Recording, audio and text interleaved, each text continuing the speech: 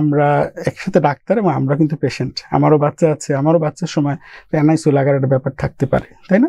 তো এখন যে ব্যাপারটা হচ্ছে আমি একটা ভালো এনআইসিউ জানবো কিভাবে? দেখা গেলো দালালের হাতে পড়ে কোন একটা চিবাগুলির কোন একটা এনআইসিউতে চলে গেল, যে নাম কাওয়াস্তা এনআইসিউ, একটা ফ্ল্যাটের একটা ইউনিটকে ভাড়া করে ওরা ওখানে কিছু বেড ওয়ার্মার দিয়ে চালাচ্ছে, চুক্তি করে অ্যাম্বুলেন্সে করে পেশেন্টকে দিয়ে আসার কালচারটা থেকে আমরা বের হয়ে আসতে পারি নাই। যে এই অ্যাম্বুলেন্সের ড্রাইভার সে হচ্ছে এনআইসিউতে বাচ্চাটা দিয়ে আসতেছে, আপনি কতদিন ভর্তি থাকবেন এটা বড় কথা নয়, কিন্তু দেওয়ার সময় সে 3 থেকে 5,000 টাকা ক্যাশ আউট করে চলে আসছে। কিছু অভিযোগ আসে যে অপ্রয়োজনীয় ভর্তি এনআইসিউতে। আসলে অপ্রয়োজনীয় ভর্তি কথাটা যে বলছে বা যারা বলছে কোন লেভেল থেকে বলছে আমি জানি না, ঠিক এটা আসলে যৌক্তিক কিনা, মানে এরকম বস্তুনিষ্ঠ কিনা অভিযোগটা, প্রয়োজন নাকি অপ্রয়োজন সেটা হচ্ছে একজন চিকিৎসক, বিশেষ করে একজন শিশু বিশেষজ্ঞ, প্রিসাইজলি একজন নবজাতক বিশেষজ্ঞকে আপনি সিদ্ধান্ত নেওয়ার সুযোগ দেন। আর এক্ষেত্রে আপনি এমন প্রতিষ্ঠানেই যাবেন যেখানে আপনি আস্থা রাখতে পারেন যে চিকিৎসক যে কথাটা বলছে এখানে তিনি তার ব্যক্তিগত স্বার্থকে প্রায়োরিটি দিবেন না।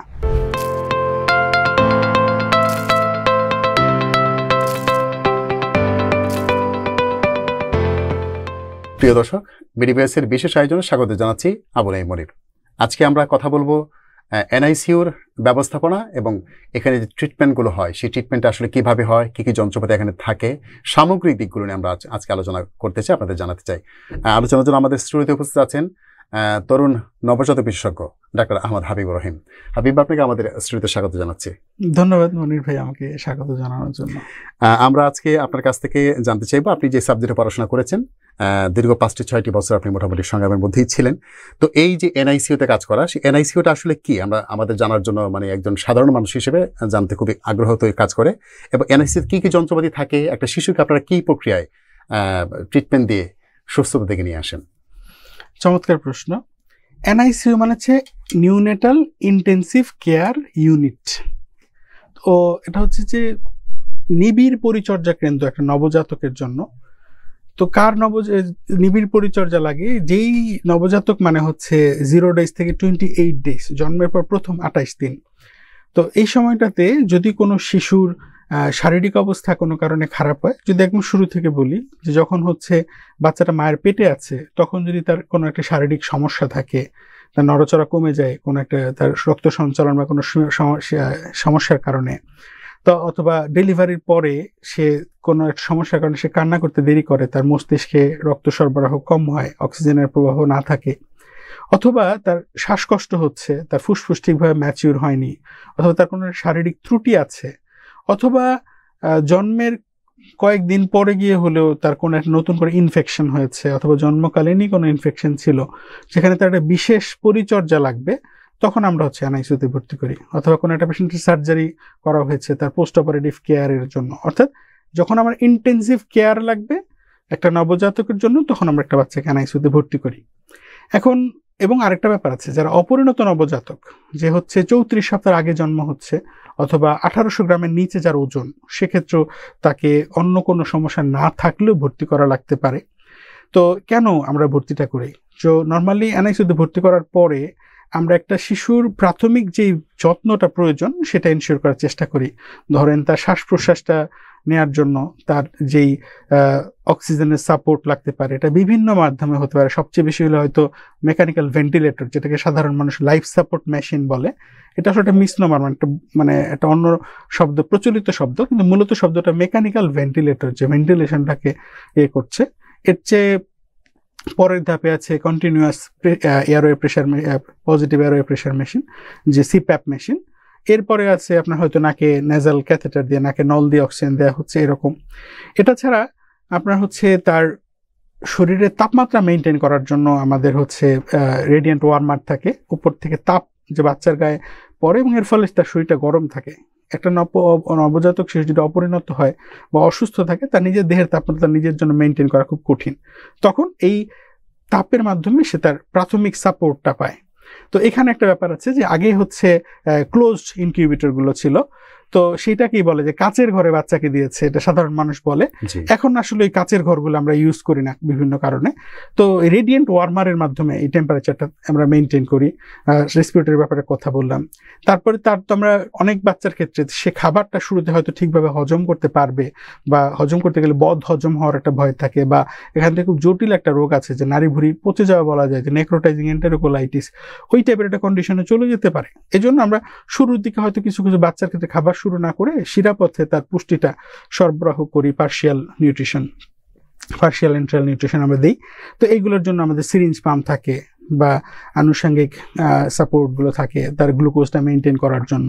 তো আমরা তার টেম্পারেচার, তার এয়ারওয়ে, তার ব্রিদিং, তার রক্ত সংবহন, সার্কুলেশন, হ্যাঁ, এই ব্যাপারগুলো মেনটেন করি, তার ইনফেকশন থেকে প্রোটেকশন করি। এবং আস্তে আস্তে সে যখন তার নর্মাল লাইফের প্যারামিটারগুলো টাচ করতে পারে, যেমন ধরেন সে আমরা স্যালাইন থেকে আসতে হয়তো একটু বুকের দুধ অল্প কয়েক ফোঁটা করে শুরু করলাম, সেখান থেকে আস্তে আস্তে সে 2 ঘন্টা পর পর হয়তো 10, 15, 20 ml করে দুধ খাচ্ছে, তাহলে এটা একটা পজিটিভ সাইড। সে প্রথমে হয়তো অক্সিজেনের সাপোর্ট লাগছিল, এটা কমাতে কমাতে সে রুমের যে এয়ার সেখান থেকে সে অক্সিজেন নিতে পারছে, তার ওই ওয়ার্মারের টেম্পারেচারটা লাগছে না, সে রুমের বাতাসেই মোটামুটি একটু কাপড় দিয়ে ঢেকে রাখলে সে শরীরের তাপটা মেনটেন করতে পারছে। যখন এইরকম সিচুয়েশনটা হয় তখনই হচ্ছে আমরা একটা ছুটি দেওয়ার ব্যবস্থা করতে পারি। অর্থাৎ একটা অসুস্থ বাচ্চাকে তার প্রাথমিক সাপোর্টটা দেওয়ার জন্য যা যা করা লাগে সবই এনআইসিইউতে আছে।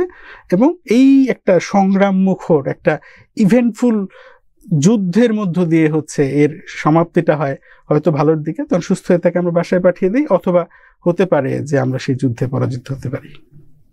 চমৎকার। মানে আমি আপনার কাছ থেকে বর্ণনা শুনছিলাম এবং ওই পরিবেশটা আমি নিজেকে একটু দাঁড় করানোর চেষ্টা করলাম। খুব একটা অভিভূত হওয়ার মতো অবস্থা, যে একটা বৈপ্লবিক একটা পরিবর্তন এসেছে আর কি।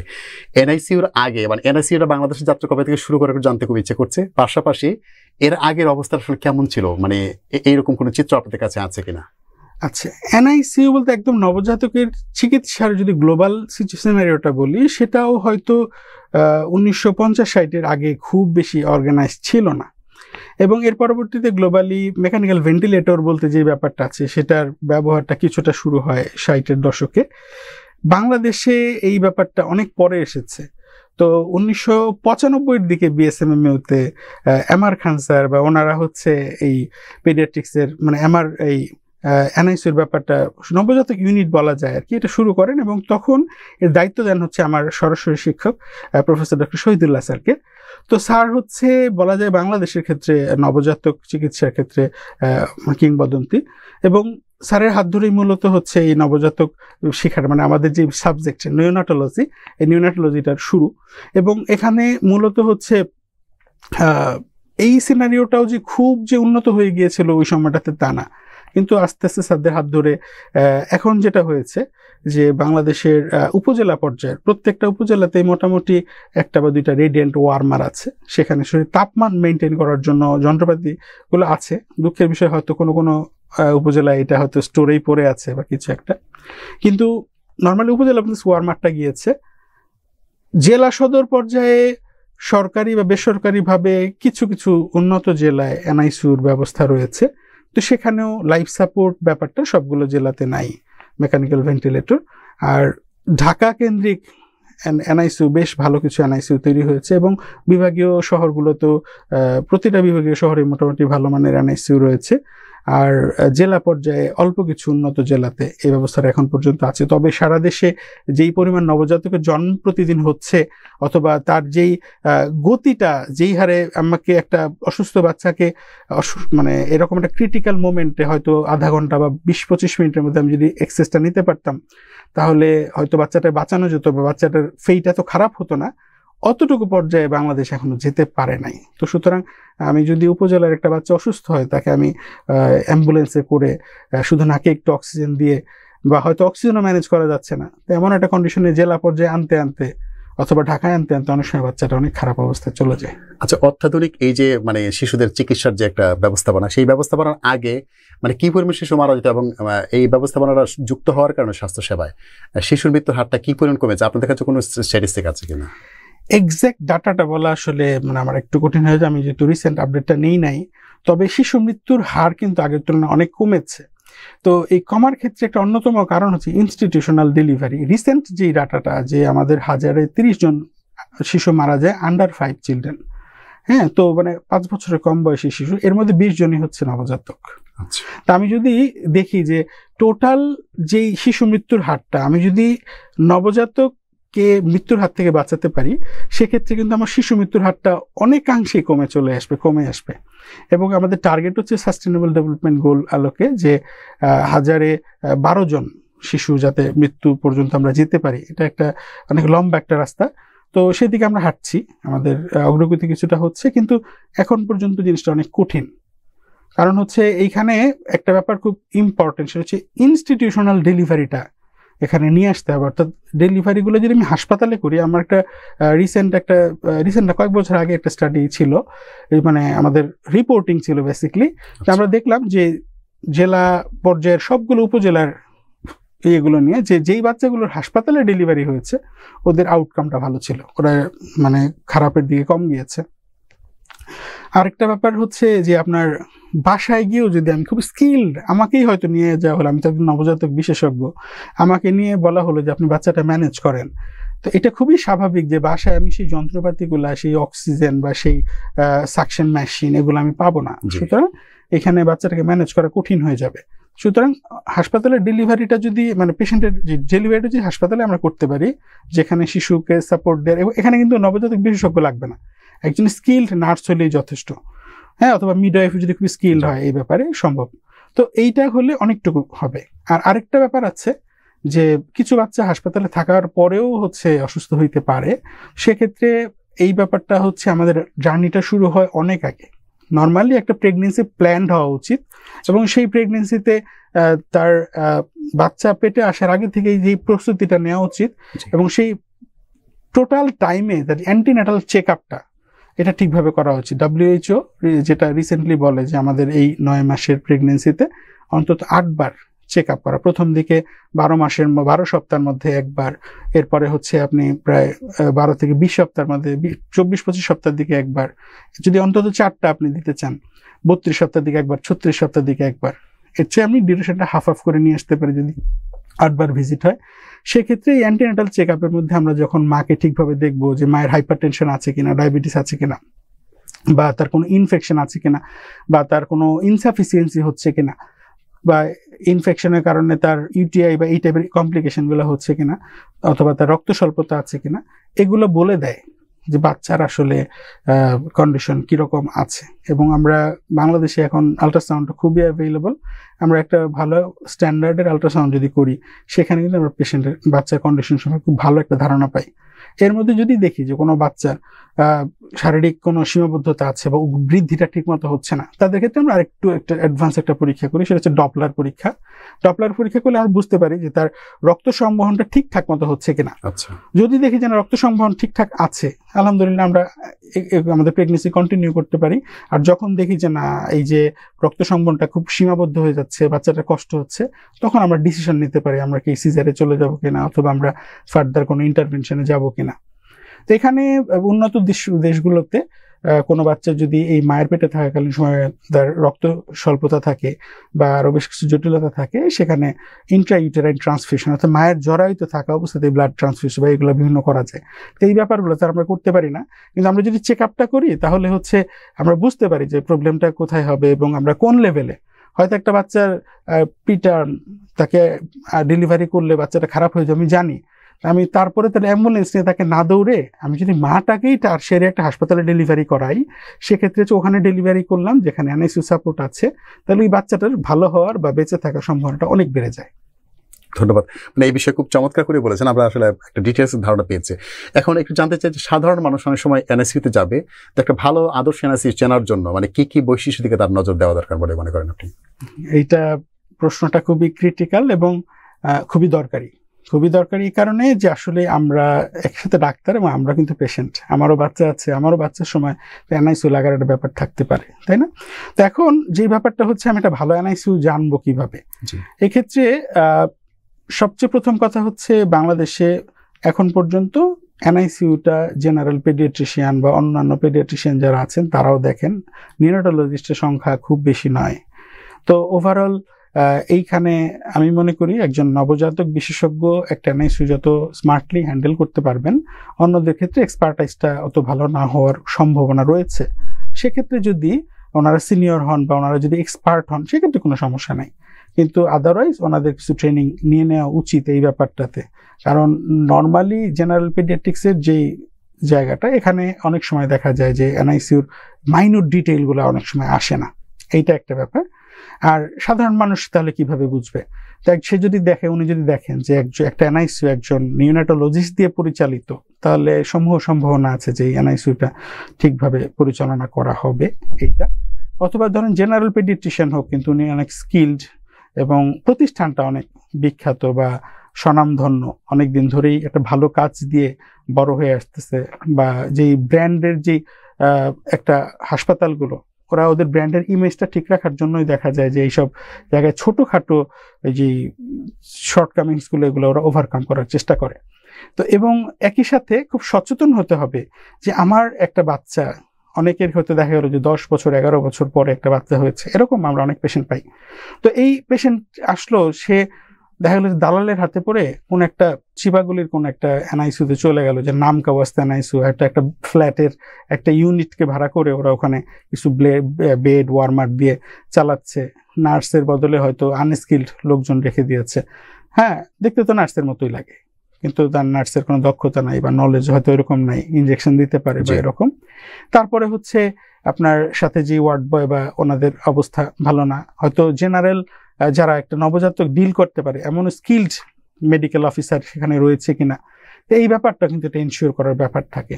আর সবার আগে তো বললাম যে the captain of the ship, যে একজন স্কিল স্পেশালিস্ট, মোস্ট প্রিফার্ড, যে উনি একজন নবজাতক বিশেষজ্ঞ। এই ব্যাপারগুলো যদি আমি খেয়াল করতে পারি, সেক্ষেত্রে হচ্ছে এটা বোঝাটা সহজ যে কোনটা ভালো এনআইসিউ। তো এটা তো সাধারণ মানুষ বলতে পারবে না। তো সেক্ষেত্রে সে যদি আমি এটা আমি এটা মনে করি আর কি, যে প্রত্যেকটা মানুষের উচিত, বাংলাদেশে যেহেতু এখন পর্যন্ত সবকিছু সিস্টেমের মধ্যে নাই, তো প্রত্যেকটা মানুষের উচিত তার পরিচিত একজন চিকিৎসক স্বজন তৈরি করা। অর্থাৎ হয়তো ভাই বোনের মধ্যে বা পরিচিতের মধ্যে থাকলে যোগাযোগ থাকা, অথবা আপনি একজন ফ্যামিলি ফিজিশিয়ান অ্যাসাইন করেন, যে ওনার সাথে আপনার রেগুলার যোগাযোগ থাকবে, আপনি তার সাথে পরামর্শগুলো নিতে পারবেন। একজন চিকিৎসক এটা খুব ভালোভাবে বুঝতে পারেন যে আসলে কোথায় কি রকম কি হচ্ছে, উনি হয়তো আপনাকে ওয়াইজ ডিসিশনটা দিতে পারবেন। তো সেক্ষেত্রে যখন আমি নিজে বুঝতে পারবো তো আলহামদুলিল্লাহ, otherwise I will go for specialist opinion. ধন্যবাদ। আমরা আসলে আমি কল্পনা করছিলাম যে আমার যদি কোনো রকমের জটিলতায় পড়ি, তাহলে আমি আপনাদের কথাগুলোকে গাইড ধরে সামনে এগোবো আর কি। হাবিব ভাই, এবার জানতে চাই যে অনেক সময় কিছু অভিযোগ আসে যে অপ্রয়োজনীয় ভর্তি এনআইসিউতে। আসলে অপ্রয়োজনীয় ভর্তি এই কথাটা যে বলছে বা যারা বলছে, কোন লেভেল থেকে বলছে আমি জানি না ঠিক, এটা আসলে যৌক্তিক কিনা, এরকম বস্তুনিষ্ঠ কিনা অভিযোগটা, আর এক্ষেত্রে সত্যতাও থাকে কিনা যে অপ্রয়োজনীয় ভর্তি করা হয় অনেক সময়। এইখানে একটা কথা বলি যে অপ্রয়োজন শব্দটা আসলে এটার ডেফিনেশনটা কঠিন, এবং অনেক সময় দেখা যায় প্রয়োজনকে আমরা অপ্রয়োজন বলি। হ্যাঁ, এই ব্যাপারটা যদি আমি ওভারলুক করি, সেক্ষেত্রে যেটা হয় যে সাধারণত একটি বাচ্চার এনআইসিউতে ভর্তি কখন লাগবে সেটা আমি শুরুতে বলেছি, যে বাচ্চারা যদি ধরেন জন্মের পরে কান্না করতে দেরি করে, অক্সিজেন অভাবের কারণে তার খিঁচুনি হয়ে যাচ্ছে, বা তার কোনো একটা অসুস্থতা, শ্বাসকষ্ট শুরু হয়ে গেছে, অথবা এমনি তার ফুসফুসের অপরিণত অবস্থার কারণে শ্বাসকষ্ট হচ্ছে, অথবা তার অপরিণত বয়সে জন্মেছে 34 সপ্তাহের আগে, অথবা 1800 গ্রামের কম ওজন, হ্যাঁ, অথবা তার কোনো শারীরিক ত্রুটি রয়েছে, এই সিচুয়েশনগুলোতে, অথবা ইনফেকশন আছে, কনজেনিটাল নিউমোনিয়া বা নিউরোটাল সেপসিস কোনো একটা কিছু রয়েছে, তো এই কন্ডিশনগুলোতে একটা বাচ্চাকে ভর্তি করা লাগবে। তো এখানে যেইটা হয় যে অনেক সময় দেখা যায় যে একটা বাচ্চা জন্মের পরে তার কিছুক্ষণের জন্য শ্বাসকষ্ট হচ্ছে, আমরা তাকে হচ্ছে অক্সিজেন, নাকে একটু ন্যাসাল ক্যাথেটার অক্সিজেন দিয়ে ওয়ার্ডে অবজারভেশনে রাখলে সেই বাচ্চাটার ইমপ্রুভ হতে পারে। সেটা হচ্ছে পোস্টনাটাল যদি ওয়ার্ড থাকে সেখানে হয়তো ম্যানেজ করা সম্ভব, সেটাকে বলে ট্রানজিয়েন্ট ট্র্যাকিপনিয়া অফ নিউবর্ন, যেটা ট্রানজিয়েন্ট একটা পিরিয়ডের জন্য। আর এমনও হতে পারে যেটা বেশি অপরিণত নবজাতক যারা তাদের ক্ষেত্রে যে তার ফুসফুসের যে সারফেক্টেন্টের প্রোডাকশনটা এত কম হয়েছে, সারফেক্টেন্ট হচ্ছে আমাদের ফুসফুসের প্রসারণটা সংকোচন প্রসারণ করতে হেল্প করে, তো এই সারফেক্টেন্ট প্রোডাকশন কমের কারণে তার রেসপিরেটরি ডিস্ট্রেস সিনড্রোম হয়েছে, তার অন্তত 3 থেকে 5 দিন এনআইসিউতে থাকা লাগতে পারে। এখন আমাদের যেহেতু স্কিলড একটা সেট আপ নাই, আমি যেহেতু একটা এনআইসিউ বা একটা স্ক্যানও মেনটেন করতে পারছে না, স্পেশাল কেয়ার নিউবর্ন ইউনিট স্ক্যানও, অথবা এনআইসিউটা হচ্ছে এর চেয়ে উপরের পর্যায়ে, তো এই ক্ষেত্রে কিন্তু একটা বাচ্চাকে আমার এনআইসিউতে রাখা লাগতে পারে। কিন্তু প্রবলেম যেটা হয় যে অনেক সময় মনে করে যে ডাক্তার মনে হয় হচ্ছে এটা কোনো একটা বিশেষ উদ্দেশ্যে শিশুটাকে সেখানে নিয়ে গেলেন।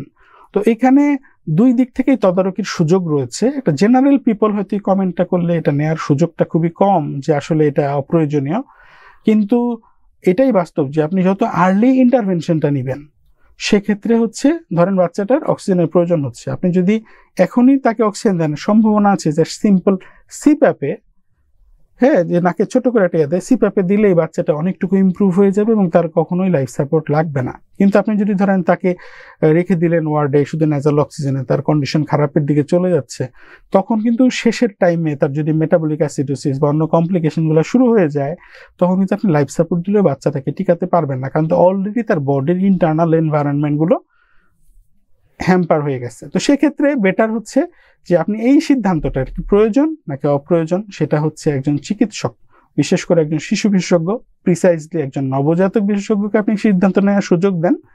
আর এক্ষেত্রে আপনি এমন প্রতিষ্ঠানেই যাবেন যেখানে আপনি আস্থা রাখতে পারেন যে চিকিৎসক যে কথাটা বলছে এখানে তিনি তার ব্যক্তিগত স্বার্থকে প্রায়োরিটি দিবেন না। হ্যাঁ, কারণ অবশ্যই দালাল প্র্যাকটিসকে আমি বাংলাদেশের প্রেক্ষাপটে অস্বীকার করতে পারি না। বাংলাদেশে এখন পর্যন্ত টাকার ভিত্তিতে ওই চুক্তি করে অ্যাম্বুলেন্সে করে পেশেন্টকে দিয়ে আসার কালচারটা থেকে আমরা বের হয়ে আসতে পারি নাই। যে অ্যাম্বুলেন্সের ড্রাইভার সে হচ্ছে এনআইসিউতে বাচ্চারা দিয়ে আসতেছে, আপনি কতদিন ভর্তি থাকবেন এটা বড় কথা নয়, কিন্তু দেওয়ার সময় সে 3 থেকে 5,000 টাকা ক্যাশ আউট করে চলে আসছে। অথবা এমনও চুক্তি হয় বাচ্চাটা যদি 5 দিন থাকে 7 দিন থাকে, প্রতিদিন তাকে 3,000 টাকা দিতে হবে। এই টাকাগুলো হিসাব করেই কিন্তু হাসপাতালের বিলটা হয়। সুতরাং তখন দেখা যায় যে বিলের পরিমাণটা অনেক বেড়ে যায়। অসংখ্য ধন্যবাদ আপনাকে। এই একটি অভিযোগ আসলে বিভিন্ন জায়গা থেকে মাঝে মাঝে উত্থাপিত হতো আর কি, আমাদের সামনে আসতো। এটিকে চমৎকার একটি গভীর একটি জবাব আমরা পেয়েছি। এরকম আরেকটি অভিযোগ আছে যে অতিরিক্ত বিল আদায় করা হচ্ছে এনআইসিউতে রেখে, পাশাপাশি শিশু মারা গেছে, এই শিশুকে রেখে দেওয়া হয়েছে, রেখে দিয়ে বিল আদায় করা হচ্ছে, এরকম একটি গুরুতর অভিযোগ করা হয়। এর কোনো সত্যতা আছে কিনা বা আসলে ঘটনা? আচ্ছা, এখানে দুইটা কোশ্চেন, আমি একটা একটা করে প্রশ্ন উত্তর দিই। অতিরিক্ত বিলের যে ব্যাপারটা, আমি বাংলাদেশের প্রেক্ষাপটে আমার মান্থলি ইনকাম যদি বলি এটা খুব বেশি না। তো সেক্ষেত্রে আমি একজন চিকিৎসক, কিন্তু আমার যে আর্থিক সামর্থ্য, আমার বাচ্চাকে যদি এনআইসিউতে রাখা লাগে, আমি যেটা মানে আমি কনফিডেন্ট এই ব্যাপারে যে আমি এটা পারবো না। আচ্ছা, হ্যাঁ, আমার আর্থিকভাবে সীমাবদ্ধতার কারণে আমার জন্য কষ্ট হয়ে যাবে। সুতরাং যেই লোকটা 20 থেকে 30,000 টাকা বেতন পায়, অথবা তার পুরো মাসের বাজেট হয়তো 50,000 টাকা, সে 2 দিনে বা 3 দিনে তার পুরো মাসের বেতন শেষ হয়ে যাবে। তো বাংলাদেশের মানুষের আর্থিক সামর্থ্যটা এতটুকু থাকে না যে তার বাচ্চার জন্য সে কয়েক লাখ টাকার সেভিংস করে রাখবে, যে তার ডেলিভারির সময় কোনো কমপ্লিকেশন হলে সে কিভাবে ম্যানেজ করবে। সুতরাং এখানে যে কোনো অ্যামাউন্টই বেশি মনে হয়। অর্থাৎ আমি যদি পার ডে 5,000 টাকা করে খরচ করি, বাচ্চাটা যদি 2 সপ্তাহ এনআইসিউতে থাকা লাগে, তাহলে 5-14-70,000 টাকাও অনেক বেশি নিশ্চয়ই ওভারঅল। কিন্তু একটা এনআইসিউতে সাপোর্টটা কেমন লাগে? অ্যারাউন্ড আপনার মোটামুটি একটা এনআইসিউতে একদিনে 15 থেকে 20,000 টাকা খরচ হয়, তাহলে তো এটা অবশ্যই অ্যামাউন্টটা বেশি। তো আমি যদি বলি ঠিক সেম যন্ত্রপাতিগুলো ব্যবহার করে বিদেশে যদি এই চিকিৎসাটা একটা শিশুকে দেয়া হয়, সেখানে এই বিলটা হয়ে যায় হচ্ছে কয়েক হাজার ডলার, অর্থাৎ লাখ টাকার উপরে এটা চলে আসে। তাহলে মানে আমি একদিকে বললাম যে খরচটা বেশি, কিন্তু অন্যদিকে আবার দেখালাম যে বিদেশে খরচটা আরো বেশি। কিন্তু কথাটা কোথায়, যে বাংলাদেশের বিলের প্রতিটা টাকা দিতে হয় এই নিজের রক্তপানি করা ওই টাকা থেকে, এবং হচ্ছে এখানে অনেক ধন সম্পদ বিক্রি করে, বাসার টিভিটা ফ্রিজটা বিক্রি করে, জায়গা বিক্রি করে মা বাবারা এসে টাকাটা দেন। কিন্তু বিদেশে যেটা হয় যে মান্থলি একটা ইন্স্যুরেন্সের ব্যাপার থাকে, সেখান থেকে টাকা দিয়ে থাকে এবং হয়তো সে প্রতি মাসে $200-300 করে পে করছে, পরবর্তীতে যদি কয়েক কোটি টাকাও লাগে ইন্স্যুরেন্স থেকে সেটা কভার করা হচ্ছে। তো বাংলাদেশের প্রেক্ষাপটে এটা খুবই বাস্তবতা যে অ্যামাউন্টটা বেশি মনে হয়। এখন বেশি কেন সেটা একটু বলি। সেটা হচ্ছে যে একটা এনআইসিউতে আপনি দেখবেন যে একটা ওয়ার্ডে 1 বা 2 নার্স থাকে, 20-25 জন রোগী থাকে হয়তো, বা 10-15 জন রোগী থাকে, তাদেরকে দেখার জন্য একজন নার্স থাকে। একজন চিকিৎসক হয়তো 2-3টা ওয়ার্ড দেখেন। কিন্তু এনআইসিউতে ব্যাপারটা এরকম না। এনআইসিউতে হচ্ছে খুবই স্কিলড চিকিৎসক রাখতে হয়, তার অনারিয়ামটাও হয়তো ওয়ার্ডের একজন ডাক্তারের তুলনায় 2 থেকে 3 গুণ।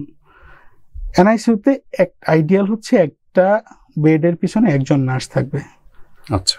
এবং অনেক সময় দেখা যায় যে একটা বেডে একাধিক নার্স দিতে হয়, কখনো কখনো দেখা যায় বা 2-3টা বেড একজন নার্স দেখছেন। একই সাথে সাথে যেই ক্লিনার বা অন্য সাপোর্টিং যারা স্টাফ থাকেন ওদের সংখ্যাটা বেশি থাকে। এখানে যেই যন্ত্রগুলো থাকে, লাইফ সাপোর্ট মেশিন যেটাকে বলি, মেকানিক্যাল ভেন্টিলেটর, এগুলো অনেক দামি, 20-30 লাখ টাকা বা আরও দামিও রয়েছে। তারপর এখানে সিপ্যাপের যে যন্ত্রগুলো, এখানে যে অন্য যেই ইকুইপমেন্টসগুলো হচ্ছে অনেক দামি। তো এই যন্ত্রগুলো কিন্তু আবার ফ্রিকোয়েন্টলি বিভিন্ন মেইনটেনেন্সের কাজ লাগে। যে সার্কিটের যে আমি হয়তো টেম্পারেচারের জন্য যে রেডিয়েন্ট ওয়ার্মারটা ইউজ করছি, ওই একটা চিকন একটা তার আমার বুকে যেটা লাগানো, সেই তারটার দাম হয়তো এই শুধু একটা তারের দাম হচ্ছে 25,000 টাকা, 40,000 টাকা, এরকম 25 থেকে 40 বা আরও বেশি। তার অক্সিজেন আমি যে পালস অক্সিমিটারে দেখছি, এইটার দাম অ্যারাউন্ড হচ্ছে লাখ টাকার উপরে। অর্থাৎ এই ডিভাইসগুলোই হচ্ছে অনেক দামি, এই ইকোসিস্টেমটাই অনেক দামি। এবং একটা হাসপাতালের সবগুলো বেড কিন্তু অকুপাইড থাকে না। দেখা যায় যে 15 বেডের একটা এনআইসিউতে 3-4-5টা বেডে পেশেন্ট রয়েছে, এবং সেখান থেকেই কিন্তু হাসপাতালকে সার্ভাইভ করতে হবে। প্রাইভেট হাসপাতালগুলো কিন্তু কোনো দাতব্য প্রতিষ্ঠান না, তাকে প্রফিট করতে হবে। প্রফিট না করলে সে সার্ভাইভ করতে পারবে না। এবং এই ক্ষেত্রে তারা এই ব্যাপারগুলো মাথায় রেখেই বিলটা একটু বেশি করে ধরে। তবে কিছু কিছু ক্ষেত্রে এইখানে যে মানে হিসাবের এদিক সেদিক হয় না সেটা আমি বলবো না। সেক্ষেত্রে অবশ্যই এইরকম ট্রাস্টেড জায়গাগুলোতে যাওয়া দরকার, যারা বিলিং নিয়ে আলাদা করে কোনো ইস্যু করে না। ঠিক আছে। আবার আরেকটা ব্যাপার হয়, অনেক সময় দেখা যায় আমাদের রোগীরা একটা এনআইসির দিকে প্রথম দিন দেখলো যে বিল অনেক বেশি চলে আসছে। প্রথম দিন যেটা হয় যে অনেকগুলো মেশিনের খরচটা অ্যাড হয়। যেমন ধরেন আপনি সিপ্যাপ দিলেন, প্রথম দিন হয়তো এই যে সার্কিটটা যেটা দিয়ে শ্বাস নিচ্ছে সেই নলটা কিনতে হচ্ছে, বা ঔষধ অনেকগুলো কিনতে হচ্ছে। তখন প্রথম দিন পরীক্ষা নিরীক্ষা অনেকগুলো হচ্ছে, প্রথম দিন দেখা যায় অ্যামাউন্টটা 30,000 ক্রস করে গেছে। তো সুতরাং সে হয়তো 1 দিন বা 2 দিন পরে চলে আসছে, সুতরাং তার জন্য তো রেশিওটা আরো বেশি মনে হবে। এইরকম ব্যাপারগুলো থাকে, এই জন্য খরচটা বেশি, এবং এটা অস্বীকার করার সুযোগ নাই। একটু সলিউশন কি হইতে পারে, এটা হয়তো আমরা পরে অন্য কোনো ব্যাপারে বা আলোচনা করতে পারি। পাশাপাশি শিশুকে মানে মৃত শিশুকে রেখে দেওয়া হয়েছে, মানে চমৎকার কোশ্চেন। শিশু মারা গেলে যার রুহ থাকবে না, তার যে হার্টবিট যদি বন্ধ হয়ে যায়, সেক্ষেত্রে আমরা একটা মানুষ পচে গেলে, মানে পচন প্রক্রিয়া যেটা সেটা শুরু হয়ে গেলে এটা কেউ ঠেকাইতে পারবে না। আর মেডিকেল সায়েন্সের যদি কারো ক্ষমতা থাকতো, তাহলে যে অনেক টাকার মালিক সে কি করতো, তার মা বাবাকে যেমনি হোক সে জীবিত না রাখতে পারলেও এই যে আইসিইউর মতো একটা সিচুয়েশনে যদি কোনোভাবে লাইভ রাখা যেত সেটা হয়তো করতো। তো এই টাইপের কোনো ব্যাপার আসলে নাই। তাহলে ঘটনাটা কি ঘটে, ক্লিনিক্যালি ডেড বলতে একটা ব্যাপার আছে, যে আমাদের বেসিক্যালি যেটা হয় যে আমাদের ব্রেনের এই যে আমাদের স্পাইনাল কর্ডের একটা অংশ, সেটা হচ্ছে আমাদের হার্ট রেট বা আমাদের যে রেসপিরেটরি রেট এগুলো কন্ট্রোল করে। তো অনেক সময় দেখা যায় যে এইখানে আপনার হচ্ছে বাচ্চাটা ওভারঅল ডেড হয়ে গেছে, তার এই রেসপিরেটরি সেন্টারটা বা এই অংশটুকু কিছুটা কাজ করতেছে, কিন্তু ওভারঅল তার ব্রেইনের যে কোঅর্ডিনেশন বা এগুলো অনেকটুকু কম্প্রোমাইজড। অর্থাৎ ক্লিনিক্যালি যখন ডেড হয়ে যায়, তো এখান থেকে ফিরে আসার সম্ভাবনাটা খুবই খুবই খুবই কম। কিন্তু এই সময়টাতে যেটা করা যায়, সেই সময় হচ্ছে আপনার এই আয়নোট্রপস, যে ডোপামিন, ডোবিউটামিন, অ্যাড্রেনালিন, এগুলা দিয়ে সাপোর্ট দিলে হয়তো হার্টবিটটা কিছুক্ষণ থাকে বা একটা ডেফিনিট পিরিয়ড অফ টাইম থাকে, সেটাও অনির্দিষ্টকালের জন্য রেখে দেওয়ার সুযোগ নেই। তো এই কাজটা করলে যেটা হয় যে এই ব্যাপারটা আমরা খুব ফেস করি আর কি, সেটা হচ্ছে এনআইসিউতে বা আইসিইউতে ট্রিটমেন্ট যখন চলে, পেশেন্ট যখন ক্লিনিক্যালি ডেড হয়ে যায়, তখন হচ্ছে অনেক সময় পেশেন্ট পার্টিকে যখন আমরা বলি যে আমরা কি সাপোর্ট খুলে ফেলবো কিনা, সে তো ডাইং, তখন দেখা যায় তারা ডিসিশন দেন না। বা কারণ মনে হয় যে আমি যদি ডিসিশন দেয়, আমার ডিসিশনে যদি পেশেন্টের লাইফ সাপোর্টটা খুলে হয় সে মারা যায়, তার মানে আমার ডিসিশনে সে মারা গেল, আমি তাকে মেরে ফেললাম, এরকম একটা দায়ী মানে হওয়ার একটা ভয় থাকে। অথবা আত্মীয় স্বজন বলবে যে আমি তো আমার বাচ্চারে ঠিকমতো ট্রিটমেন্ট করাইলাম না, আমি টাকার ভয়ে তাড়াতাড়ি লাইফ সাপোর্ট খুলে দিলাম। এরকম কিছু সোশ্যাল ইস্যু এখানে থাকে। আবার অনেক সময় দেখা যায় মিসকমিউনিকেশন হয়, দেখা যাচ্ছে পেশেন্টের এত খারাপ অবস্থা, এখন যে উইন করে ফেলা যেতে পারে, আমরা যে একটা ক্লোজিং এর দিকে চলে যেতে পারি, এই ব্যাপারগুলোতে অনেক সময় দেখা যায় পেশেন্ট পার্টির সাথে ডিসিশন মেকিং এর ক্ষেত্রে ঠিকভাবে কমিউনিকেট করা হয় না। তখন এই কথাগুলো আসে যে মৃত শিশুকে রেখে দেওয়া হয়েছে বা নল একটা দিয়ে কোনোভাবে কৃত্রিমভাবে শ্বাস প্রশ্বাস চালানো হচ্ছে। তো এই ক্ষেত্রে ফেসবুকে মাঝে মাঝে দেখবেন যে বলতেছে যে এই দিক দিয়ে নল একটা ঢুকায় রাখছে বা এরকম কোনো একটা ব্যাপার বলা হয়। তা আসলে এই ব্যাপারটা এরকম না, এটা হচ্ছে যে যদি কারো ফুসফুস কোলাপস হয়ে যায়, চেস্ট ড্রেন টিউব দিয়ে ফুসফুসটাকে নেগেটিভ সাকশন দিয়ে ফুলে রাখার একটা ব্যাপার, তো এইটা দিয়ে করা হয় না। আর কৃত্রিমভাবে বুক ফোলানো আমার হচ্ছে যে মেকানিক্যাল ভেন্টিলেটর, ওটা যখন থাকে তখন মেশিন অন থাকলে তার বুকের ওঠানামা দেখা যেতে পারে। কিন্তু এরকম কন্ডিশনেও একটা বাচ্চাকে বেশিক্ষণ রাখার সুযোগ নাই, যদি সে মারা যায় তাহলে তো তার পচন প্রক্রিয়া শুরু হয়ে যাবে। তো এটা হচ্ছে ওই যে ক্লিনিক্যাল যে ডেট, যে জায়গাটা, ওই সময়টার মধ্যে এই ব্যাপারগুলো আসে। এই জিনিসটা হয়তো একদিন বা এর বেশি সময় প্রলম্বিত হতে পারে। অনেক পেশেন্টও বলে যে আমরা সাপোর্ট খুলবো না, আপনারা এটা কন্টিনিউ করেন।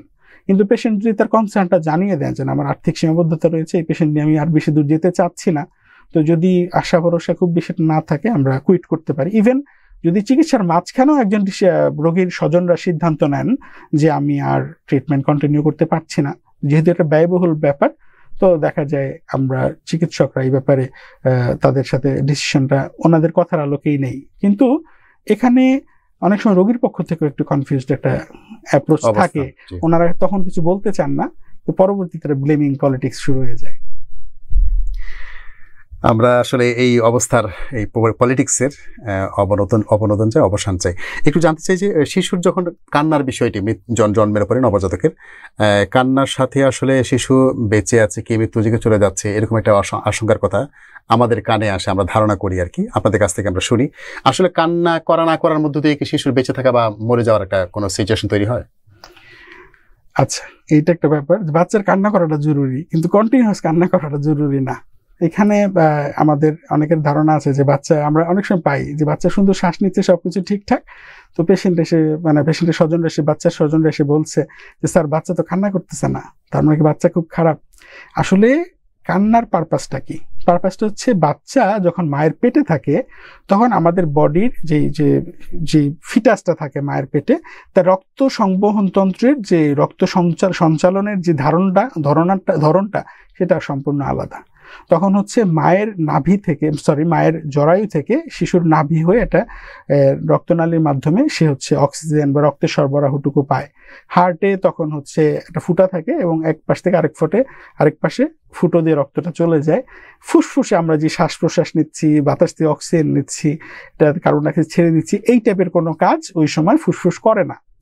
যখন বাচ্চা হচ্ছে জন্ম হয়, অর্থাৎ মায়ের পেট থেকে সে মাত্র বের হলো, তখন সে যখন কান্নাটা করে, রাইট দ্যাট মোমেন্ট তার কিছু বাতাস তার ফুসফুসে ঢুকে যায়। ফুসফুসের যে পানিগুলো রয়েছে, তরল পদার্থগুলো রয়েছে, সেগুলো নাক মুখ দিয়ে বের হয়ে যায়, বিশাল একটা অংশ অ্যাবজর্ব হয়ে যায় রক্ত সংবহন তন্ত্রের মধ্যে এবং লিমফ্যাটিক্সের মধ্যে, এবং এই ফুসফুসটা তখন ড্রাই হয়ে অ্যালভিওলাইগুলো ফুলে গেল এবং তার জীবনের নতুন একটা চ্যাপ্টার শুরু হইল। এবং ওই সময়টাতে সে যখন কান্নাটা করে তখনই এই প্রসেসগুলো চলে, কারণ এটা একটা স্টিমুলেশন। ওই যে বাচ্চাটা যখন বের হয়, স্টিমুলেশনের কারণে সে একটা কান্না করলে তখন এই প্রসেসটা হচ্ছে। কিন্তু কোনো বাচ্চা যদি খুবই অসুস্থ থাকে তখন হয়তো সে এই স্টিমুলেশনটা পায় না বা সে কান্না করার মধ্যে যথেষ্ট শক্তি তার থাকে না, তখন বাতাসটা ভিতরে ঢুকে না এবং ফুসফুসে তাহলে তখন কোনো বাতাস ঢুকছে না, ফলে বাতাসের অক্সিজেন সেখানে যাচ্ছে না এবং অক্সিজেন কম থাকার কারণে রক্তের মাধ্যমে অক্সিজেন ব্রেইন পর্যন্ত পৌঁছাচ্ছে না। এই যে অক্সিজেন যে স্বল্পতা, এটাকে বলে হাইপোক্সিয়া। এই হাইপোক্সিয়াটা যখন ব্রেইনে হয় তখন ব্রেইনের অনেক ক্ষতি হয়। হার্টে যখন যায় হার্টের কোষগুলো মরে যাওয়ার মতো অবস্থা হয়। পেটের নাড়িতে যখন যায় নাড়িগুলোর ক্ষতি হয়। অর্থাৎ দেহের প্রত্যেকটা অংশের এই হাইপোক্সিয়া থেকে ক্ষতি হয়। অর্থাৎ একটি বাচ্চার জন্মের পরপর কান্না করাটা প্রচণ্ড মাত্রায় জরুরি। প্রথম 1 মিনিটের মধ্যে যদি বাচ্চাটা কান্না না করে সেটাকে আমরা বলছি পেরিনেটাল অ্যাসফিক্সিয়া, এবং সেটি একটি বাচ্চার মস্তিষ্ক সহ, কিডনি সহ তার দেহের বিভিন্ন অংশের অনেক ক্ষতি করতে পারে। এবং এটা খুবই জরুরি যে এইটাকে আমরা বলি গোল্ডেন মিনিট। এবং এই সময়টাতে আমরা যদি সুন্দর, খুব সিম্পল, এখানে it's not a rocket science, এবং একজন মিডওয়াইফার এটা পারে। জাস্ট হচ্ছে তার নাক মুখটা সুন্দর করে পরিষ্কার করে দিয়ে তাকে একটু ঠিকভাবে, যদি আমি তার শরীরে একটু কোনো চড় থাপ্পড় কিচ্ছু দেওয়া নিয়ম নাই, দিলে এটা তার জন্য ক্ষতি। পিঠে আমরা জাস্ট একটু মাসাজ করব এবং সাকশন দিয়ে তার নাক মুখের পানিগুলো বের করে দিব। সে যদি স্ট্রেসের কারণে পায়খানা খেয়ে ফেলে সেটা পরিষ্কার করে দিব। তখনই বাচ্চাটা যদি কান্না করে দেয় তাহলেও এটা তার জন্য একটা লাইফ সেভিং ব্যাপার। আপনি তার জন্য এর চেয়ে বড় কিছু হয়তো কখনো আর করতে পারেন না, এত বড় উপকার আপনি করে দিলেন। অথবা তখনও যদি বাচ্চাটা কান্না না করে তখন হচ্ছে আপনি একটা ব্যাগ মাস্ক দিয়ে চেপে অক্সিজেন, অথবা শুধু বাতাস হলেও চলবে, যে ব্যাগ মাস্ক দিয়ে তার ফুসফুসটা ফুলিয়ে দিলেন, কিছু বাতাস, অক্সিজেনযুক্ত বাতাস সেখানে গেল এবং তার রেসপিরেশনটা শুরু হয়ে গেল। যখন পর্যন্ত সে নিজে নিচ্ছে না শ্বাসটা, আপনি তাকে সাপোর্টটা দিচ্ছেন এবং এর মাধ্যমে সে হচ্ছে তার প্রাইমারি সার্কুলেশনটা চালাচ্ছে। একটা সময় স্টিমুলেশনের কারণে সে হয়তো শ্বাস প্রশ্বাস স্বাভাবিক করে ফেলছে এবং এই সময়টাতে আপনার তার অনেক বড় ক্ষতি থেকে সে বেঁচে গেল। যদি এরকম প্রবলেম হয় সেক্ষেত্রে এই ধরনের বাচ্চার একটা পরবর্তীতে বড় কমপ্লিকেশন হয়, সেরেব্রাল পালসি। বাংলাদেশে দেখবেন এরকম ছোট মাথার প্রতিবন্ধী টাইপের কিছু বাচ্চা থাকে, দেখলেই বোঝা যায় যে এরা জন্মের সময় এদের কান্না করতে দেরি হয়েছিল এবং প্যারেন্টাল অ্যাসফিক্সিয়ার কারণে এদের সেরেব্রাল পালসি হয়েছে। তো কান্না করা অবশ্যই জরুরি, কিন্তু মা বাবার অনেক সময় আবার এক্ষেত্রে অমূলক চিন্তা করেন, সেটা আমি ভালো করে বুঝিয়ে বলার চেষ্টা করেছি। অসংখ্য ধন্যবাদ হাবিব ভাই, আপনি আমাদেরকে আজকের যে বিষয়গুলো ছিল সেই বিষয়ে খুব চমৎকার করে ধারণা দিয়েছেন। আমরা এনআইসি সম্পর্কে জানতে পেরেছি এবং শিশুর যে কমপ্লিকেশনগুলো হয় সেই কমপ্লিকেশন থেকে আপনারা তাদেরকে কিভাবে স্বাভাবিকতা থেকে নিয়ে আসেন এই বিষয়ে একটা ধারণা পেয়েছি। এই ক্ষেত্রে একটা ব্যাপার যে একটা শিশু যখন জন্ম হয়, মানে আমার অভিজ্ঞতাটা বলি, শিশুটা হয়তো সম্পূর্ণ সুস্থ স্বাভাবিক, তো আমাদের একটা কালচার আছে যে আমরা মনে করি বাচ্চা তো ভালো আছে, ডাক্তার দেখায় কি হবে। কিন্তু আমার রিসেন্ট একটা অভিজ্ঞতা বলি, একজন মা, উনি হচ্ছে বাচ্চাকে মানে যে বাচ্চা যে শ্বাসকষ্ট হচ্ছে উনি কিন্তু এটা বুঝতে পারে নাই, বাচ্চাটা একটু কান্নাকাটি করছে, এবং পরবর্তীতে যখন পরিস্থিতিটা বেশি জটিলতর অবস্থায় চলে গেছে, সেই বাচ্চাটা কিন্তু মায়ের কাছে ছিল। ডে 2-তে তাকে আমার এনআইসিউতে ভর্তি করা লেগেছে এবং পরবর্তীতে তাকে এনআইসিউতে mechanical ventilator, that means life সাপোর্টে দেওয়া লেগেছে। তো এই ক্ষেত্রে যেটা অবশ্যই করতে হবে, একটি নবজাতক জন্মের পরে একজন স্কিলড ম্যান পাওয়ার, সবচেয়ে ভালো হয় যদি একজন নবজাতক বিশেষজ্ঞকে দিয়ে বাচ্চাটাকে দেখানো যায়, অথবা অন্তত একজন চিকিৎসককে দিয়ে অন্তত দেখাবেন। এবং এই ফলো আপটা প্রথম দিকে জন্মে সুস্থ বাচ্চা হলে হয়তো আপনি 7 দিন পর একটা ফলো আপ দিলেন, 15 দিন পরে একটা ফলো আপ দিলেন, একটা সময় গিয়ে 3 মাস পরে বা 6 মাস পরে চলে যাওয়া যায় এই ফলো আপটা। কিন্তু আমাদের কালচারের মধ্যে এই ফলো আপ কালচারটা নাই। তখন দেখা যায় যে এমনও হয়েছে, আমি একটা পেশেন্ট পেয়েছি 24 দিন বয়স, বাচ্চার জন্মের ওজন থেকে 1 কেজির মতো ওজন কমে গেছে, সে বুকের দুধ পাচ্ছে না, প্রস্রাব হচ্ছে না, কিডনির যে অনেক ক্ষতি হয়ে যাচ্ছে সেটাও হচ্ছে তার মা বাবা বুঝতে পারে নাই। যখন দেখছেন অবস্থা বেশি খারাপ, ততক্ষণে অনেকটুকু ক্ষতি হয়ে গেছে। তো এই জন্য যে এই কাজটা করা উচিত যে জন্মের আগে হচ্ছে একজন ভালো অবস্টেট্রিশিয়ান দিয়ে, অথবা আমরা গাইনোকোলজিস্ট হিসেবে চিনি, অথবা ফিটোম্যাটার্নাল মেডিসিন স্পেশালিস্ট দিয়ে আমরা হচ্ছে তাকে বাচ্চার এবং বাচ্চার মাকে তদারকি করব। আর জন্মের পরে মায়ের জন্য তো অবস্টেট্রিশিয়ান আছেনই, শিশুর জন্য একজন বিশেষজ্ঞ চিকিৎসক আমরা এনশিওর করব এবং একটা ভালো অবস্থানে, স্টেবল অবস্থানে যাওয়া পর্যন্ত রেগুলার তাকে ফলো আপ করবো। জি, আপনাকে অসংখ্য ধন্যবাদ, কষ্ট করে আমাদের স্টুডিওতে উপস্থিত হয়েছেন এবং আজকের যে বিষয় ছিল সেই বিষয়ে খুবই চমৎকার করে অত্যন্ত সবিস্তারে কথাগুলি তুলে ধরেছেন। অনেক ধন্যবাদ আমাকে কথা বলার সুযোগ দেওয়ার জন্য। প্রিয় দর্শক, দেখতে দেখতে অনুষ্ঠান শেষ পর্যায়ে চলে এসেছি। আগামী সপ্তাহে অথবা আগামীতে এরকম আরও চমৎকার বিষয় নিয়ে আপনাদেরকে ধারণা দেওয়ার চেষ্টা করব। বিশেষজ্ঞ চিকিৎসক আসবেন, আমাদের সঙ্গেই থাকুন। সেই পর্যন্ত সুস্থতা কামনা করছি। আল্লাহ হাফেজ।